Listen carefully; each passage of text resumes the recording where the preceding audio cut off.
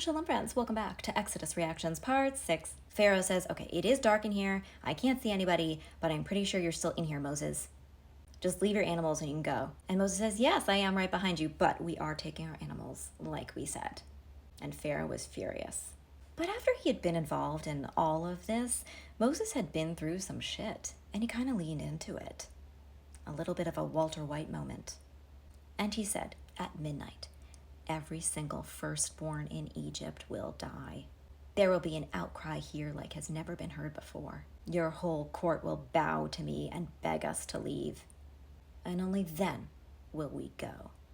So the ultimate plague is nigh. As per instructions by Hashem, Moses tells the Israelites to slaughter a lamb, put its blood all over the doorway, roast it, eat it, but do so while they're wearing their shoes and ready to bounce.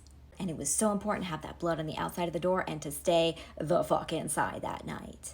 Because in the middle of the night, Hashem goes over Egypt and kills every single firstborn. There was no house that escaped death, except those marked by blood. This is a little bit hard to celebrate. Sure, plenty of evil, guilty people died, but also plenty of innocent people and animals were killed to make a dramatic point. But the point was made. Pharaoh's own firstborn was among the dead, and he summoned Moses and Aaron back and told them to take their stuff, take all their people, and get the fuck out. So the Israelites put their unleavened bread on their backs, picked up Yosef's bones, because when they said, we leave nobody behind, they meant it.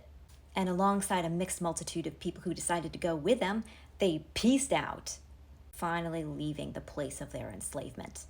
This moment of freedom was a perfect time to establish some of the basics of the new peoplehood. We should always welcome the stranger because we too were strangers in a strange land. That in future, this would be the holiday of Passover. And that during that future holiday, there would be no leavened bread eaten, only matzah like what they carried right now.